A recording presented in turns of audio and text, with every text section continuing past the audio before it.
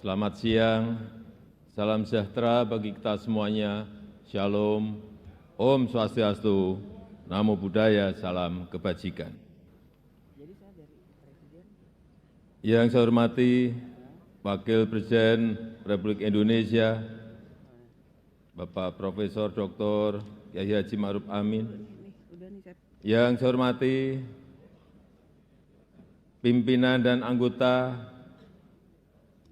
Dewan Perwakilan Rakyat Republik Indonesia, yang saya hormati pimpinan dan anggota Dewan Perwakilan Daerah Republik Indonesia, yang saya hormati pimpinan dan anggota lembaga-lembaga negara, yang saya hormati para Menteri Kabinet Indonesia Maju, Jaksa Agung, Panglima TNI, Kapolri, dan Kepala Lembaga Pemerintahan,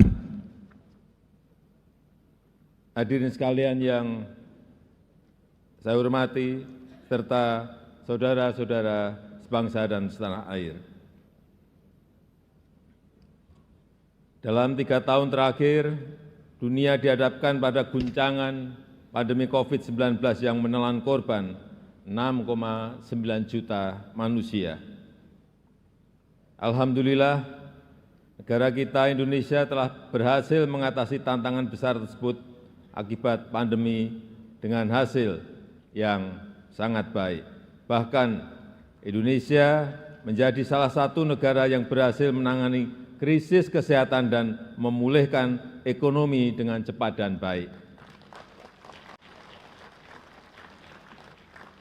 Dan pertumbuhan ekonomi selama 7 kuartal terakhir sejak akhir 2021 secara konsisten berada di atas 5%.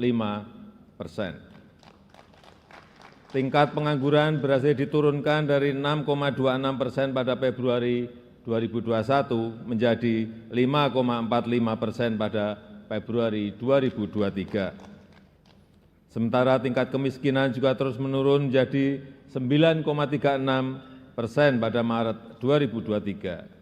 Begitu juga dengan kemiskinan ekstrim yang turun dari 2,04% pada Maret 2022 menjadi 1,12% pada Maret 2023. Pemulihan ekonomi yang cepat dan kuat telah membawa Indonesia naik kelas, masuk kembali ke dalam kelompok negara berpendapatan menengah atas di tahun 2022. Pemulihan ekonomi Indonesia terus berlanjut. Semester 1 2023 ekonomi nasional tumbuh 5,1%.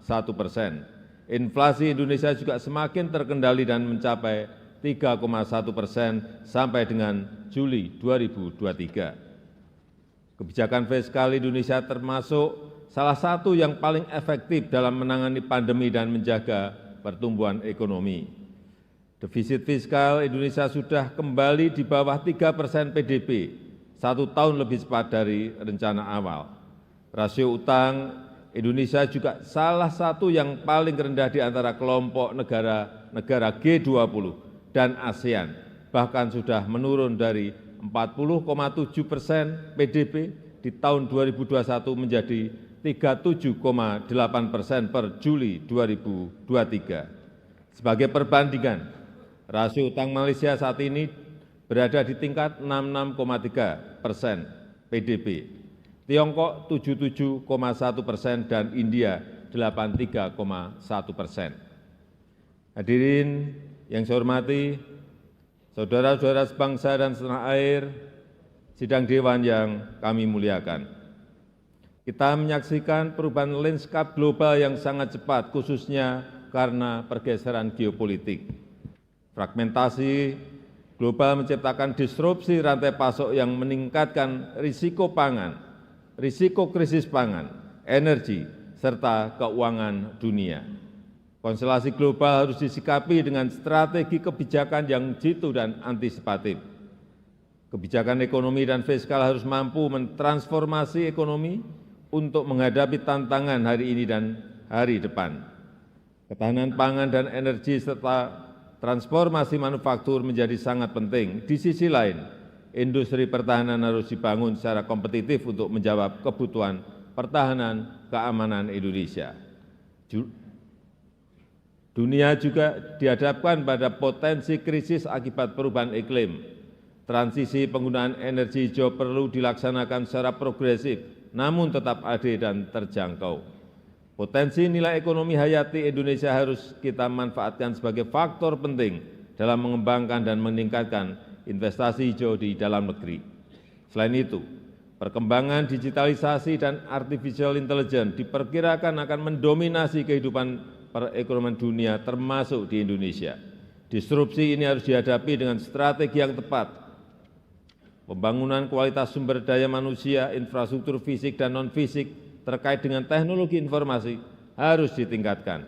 Struktur penduduk muda akibat bonus demografi kita manfaatkan secara maksimal. Transformasi ekonomi terus dilanjutkan untuk meningkatkan daya tarik investasi dan pembukaan lapangan kerja yang layak secara masif. Partisipasi Indonesia dalam rantai pasok global, khususnya pada sektor berteknologi tinggi dan ramah lingkungan, harus terus kita dorong. Perbaikan kualitas sumber daya manusia menjadi faktor utama transformasi ekonomi. Pembangunan kualitas SDM yang sehat, produktif, dan inovatif juga menjamin inklusivitas serta keadilan terus dilakukan.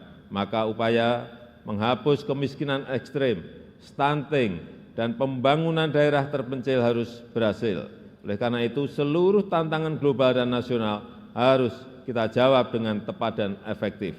Peran APBN sangat penting dan strategis dalam mendukung, memfasilitasi, serta menentukan arah kebijakan ekonomi, sosial, dan daya saing pertahanan dan keamanan nasional.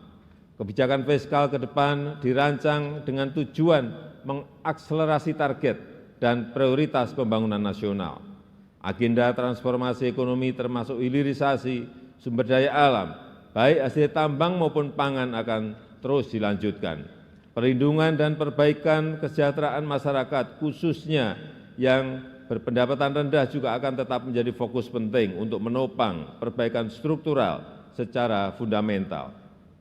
Hadirin yang saya muliakan serta Bapak Ibu saudara-saudara sebangsa setanah air, mempertimbangkan potensi perekonomian yang kita miliki, serta dengan tetap memperhitungkan risiko-risiko yang akan datang, maka asumsi dasar ekonomi makro sebagai landasan penyusunan RAPBN 2024 adalah sebagai berikut.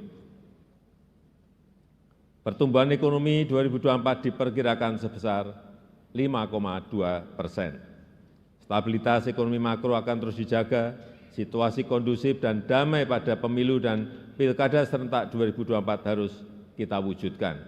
Implementasi beberapa undang-undang baru juga akan memberikan manfaat positif pada penguatan struktural. Selanjutnya, inflasi akan tetap dijaga pada kisaran 2,8%. Peran APBN akan tetap dioptimalkan untuk memitigasi tekanan inflasi, baik akibat perubahan iklim maupun gejolak eksternal. Koordinasi yang kuat antara anggota forum tim pengendalian inflasi pusat dan daerah akan terus dijaga. Rata-rata nilai tukar rupiah diperkirakan bergerak di sekitar Rp15.000 per dolar Amerika Serikat.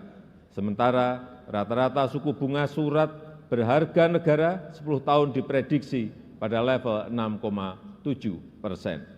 Koordinasi anggota Komite Stabilitas Sektor Keuangan akan selalu antisipatif dan responsif dalam menghadapi potensi gejolak eksternal. Harga minyak mentah Indonesia ICP diperkirakan berada pada $80 per barel. Di sisi lain, lifting minyak dan gas bumi diperkirakan masing-masing mencapai 625.000 barel per hari dan 1,03 juta barel setara minyak per hari. Pimpinan dan anggota Dewan yang saya hormati, yang saya muliakan, arsitektur APBN tahun 2024 harus mampu merespon dinamika perekonomian, menjawab tantangan dan mendukung agenda pembangunan dan kesejahteraan secara optimal, mempercepat transformasi ekonomi, menjaga momentum pertumbuhan ekonomi yang berkualitas, inklusif, dan berkelanjutan, melindungi daya beli masyarakat dari goncangan, dan menjaga agar postur APBN tetap sehat dan berkelanjutan dalam jangka menengah dan panjang. APBN tahun 2024 didesain untuk menjawab tantangan saat ini sekaligus di masa yang akan datang. Maka kebijakan APBN tahun 2024 diarahkan untuk mempercepat transformasi ekonomi yang inklusif dan berkelanjutan. Upaya transformasi ekonomi akan ditempuh melalui dua strategi utama, yaitu strategi jangka pendek dan strategi jangka menengah. Pertama, strategi jangka pendek difokuskan untuk mempercepat penghapusan kemiskinan ekstrem, penurunan prevalensi stunting, pengendalian inflasi, dan peningkatan investasi. Kedua, strategi jangka menengah difokuskan pada 5 agenda sebagai berikut.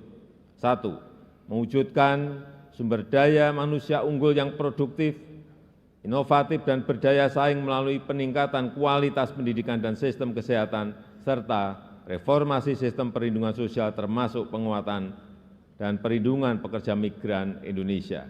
2. Akselerasi pembangunan infrastruktur pendukung transformasi ekonomi, khususnya infrastruktur di bidang energi, pangan, konektivitas, serta teknologi informasi dan komunikasi. 3. Pemantapan implementasi reformasi birokrasi dan simplifikasi regulasi. 4. Meningkatkan aktivitas ekonomi yang bernilai tambah tinggi melalui hilirisasi sumber daya alam. Dan kelima, mendorong pengembangan ekonomi hijau. Pimpinan dan anggota Dewan yang saya muliakan, untuk mewujudkan SDM unggul, berintegritas, dan berdaya saing, disiapkan anggaran pendidikan sebesar Rp660,8 triliun atau 20% dari APBN. Tercermin dari alokasi belanja pemerintah pusat sebesar Rp237,3 triliun, transfer ke daerah 346, saya ulangi, transfer ke daerah sebesar Rp346,6 triliun, dan pembiayaan investasi Rp77 triliun. Kita harus mampu memanfaatkan bonus demografi dan siap menghadapi disrupsi teknologi. Tidak boleh kita kendor. Agar sumber daya manusia kita produktif, inovatif, berdaya saing global, berintegritas, berakhlak mulia, dan dengan tetap menjaga jati diri budaya bangsa. Upaya peningkatan kualitas sumber daya manusia Indonesia ditekankan pada peningkatan kompetensi guru dan tenaga kependidikan, pemerataan kualitas pendidikan melalui peningkatan distribusi guru dan sarana prasarana pendidikan, peningkatan kualitas PAUD, peningkatan akses pendidikan di semua jenjang pendidikan, peningkatan kualitas sarana prasarana penunjang kegiatan pendidikan terutama di daerah tertinggal, terluar, dan terdepan, penguatan konektivitas pendidikan vokasi dengan pasar kerja, serta perluasan program beasiswa, pemajuan kebudayaan, penguatan perguruan tinggi, kelas dunia, dan pengembangan riset dan inovasi. Untuk menghadirkan SDM yang sehat dan produktif, anggaran kesehatan direncanakan sebesar Rp186,4 triliun atau 5,6% dari APBN.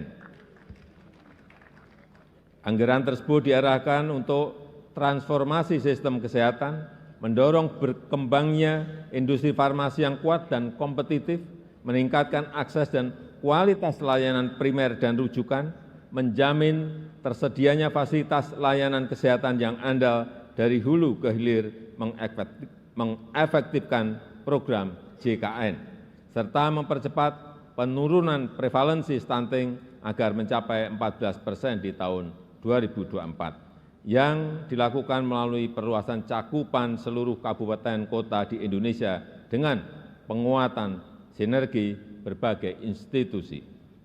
Untuk mempercepat penurunan kemiskinan dan meningkatkan kesejahteraan serta pembangunan SDM jangka panjang untuk memutus rantai kemiskinan, anggaran perlindungan sosial dialokasikan sebesar Rp493,5 triliun. Sejalan dengan hal tersebut, reformasi program perlindungan sosial diarahkan pada penyempurnaan perlindungan sosial sepanjang hayat dan adaptif, subsidi tepat sasaran dan berbasis target penerima manfaat, perbaikan basis data penerima antara lain melalui penguatan data registrasi sosial ekonomi, serta percepatan penghapusan kemiskinan ekstrem pada tahun 2024. Untuk mendorong produktivitas, mobilitas, dan konektivitas serta pemerataan yang berkeadilan, anggaran infrastruktur dialokasikan sebesar Rp422,7 triliun yang diarahkan untuk penguatan penyediaan pelayanan dasar, peningkatan produktivitas melalui infrastruktur konektivitas dan mobilitas, peningkatan jaringan irigasi melalui pembangunan bendungan, saluran irigasi primer, sekunder, dan tersier, penyediaan infrastruktur di bidang energi dan pangan yang terjangkau dan berkelanjutan, pemerataan akses teknologi informasi dan komunikasi, serta mendukung proyek-proyek strategis termasuk pembangunan IKN. Strategi transformasi ekonomi di bidang ketahanan pangan dialokasikan sebesar Rp108,8 triliun yang diprioritaskan untuk peningkatan ketersediaan, akses, dan stabilisasi harga pangan, peningkatan produksi pangan domestik, penguatan kelembagaan petani, dan dukungan pembiayaan serta perlindungan usaha tani, percepatan pembangunan dan rehabilitasi infrastruktur pangan, serta pengembangan kawasan food estate, dan penguatan cadangan pangan nasional. Untuk mendorong agar aktivitas ekonomi bernilai tambah tinggi, diantaranya dilakukan dengan mendorong hilirisasi sumber daya alam.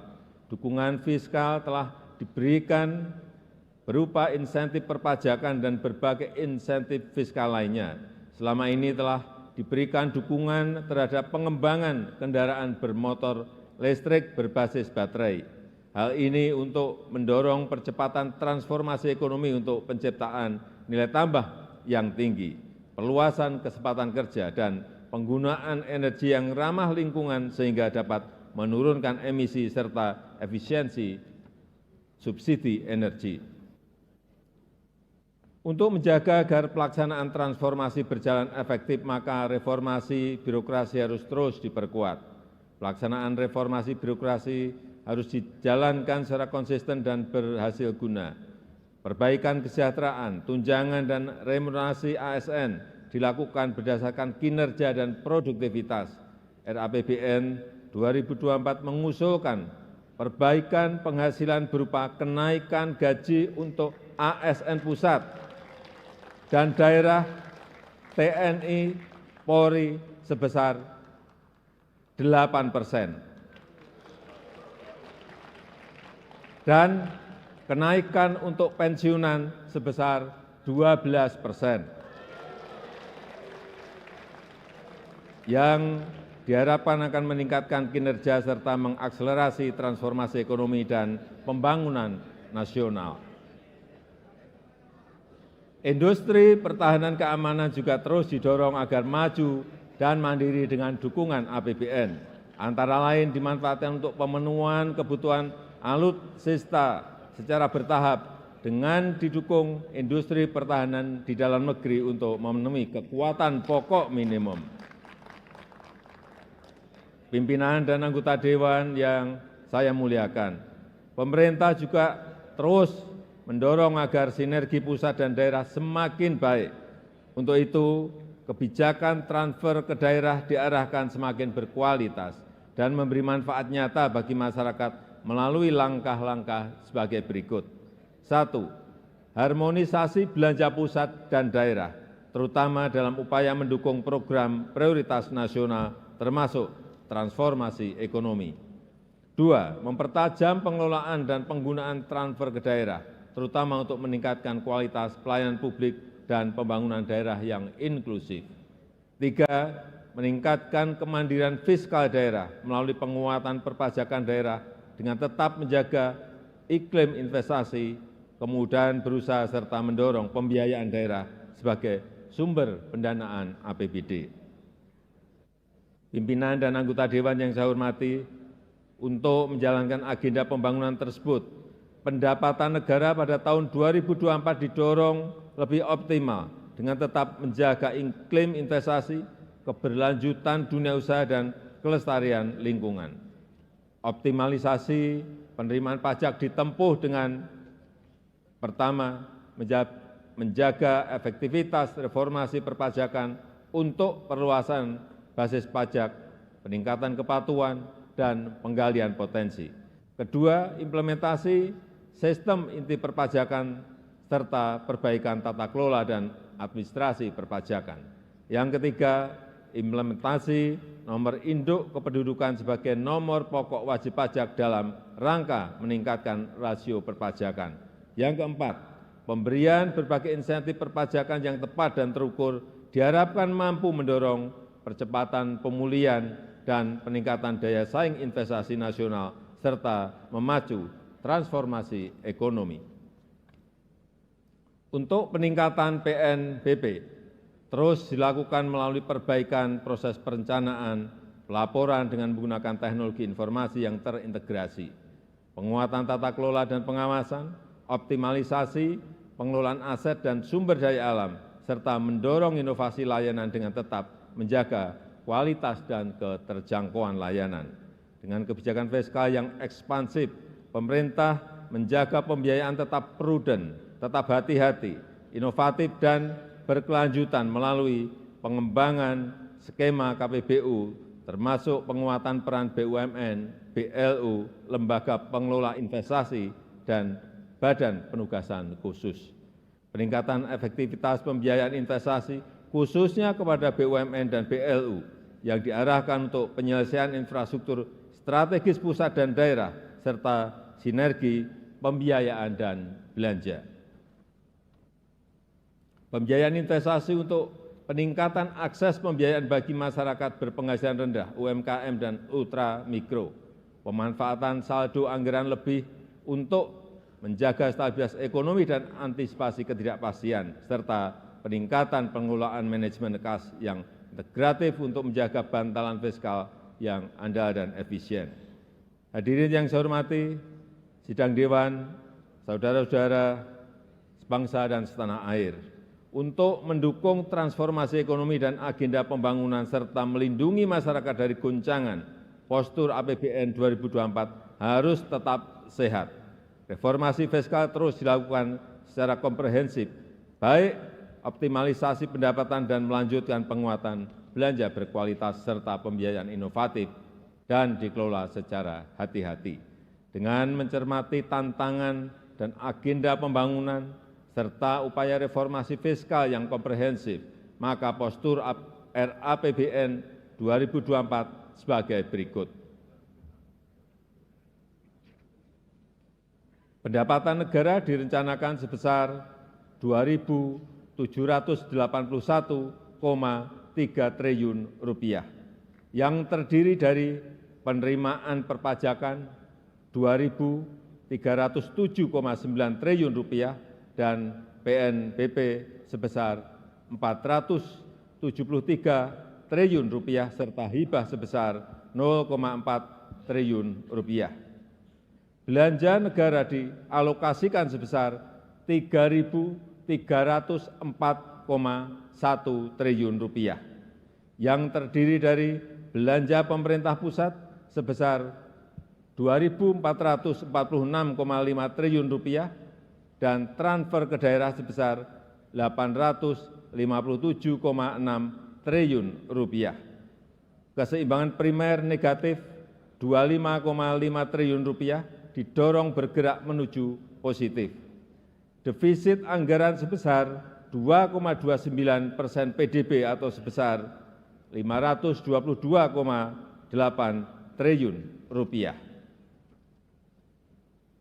Dengan pengelolaan fiskal yang kuat, disertai dengan efektivitas dalam mendorong transformasi ekonomi dan perbaikan kesejahteraan rakyat, maka tingkat pengangguran terbuka di tahun 2024 diharapkan dapat ditekan dalam kisaran 5,0% hingga 5,7%.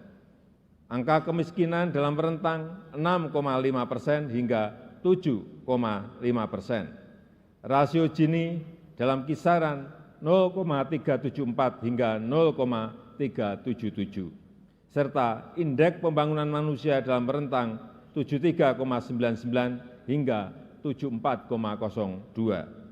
Selain itu, nilai tukar petani (NTP) dan nilai tukar nelayan (NTN) juga ditingkatkan untuk mencapai kisaran masing-masing 105 sampai dengan 108 dan 107 sampai dengan 110. Hadirin yang saya muliakan, demikianlah keterangan pemerintah atas rancangan undang-undang tentang anggaran pendapatan dan belanja negara tahun anggaran 2024 beserta nota keuangannya. Besar harapan kami, pembahasan RAPBN tahun 2024 dapat dilakukan secara konstruktif demi mewujudkan Indonesia maju berdasarkan Pancasila dan Undang-Undang Dasar 1945. Semoga Tuhan Yang Maha Esa senantiasa memberikan rahmat dan ridho-Nya bagi kita semua dalam melaksanakan tugas dan amanah seluruh rakyat Indonesia. Dirgahayu Republik Indonesia, Dirgahayu Negeri Pancasila, Merdeka! Selamat datang di Aldi TV Official. Silahkan dukung channel ini dengan cara like, share, dan subscribe. Atas supportnya saya ucapkan terima kasih.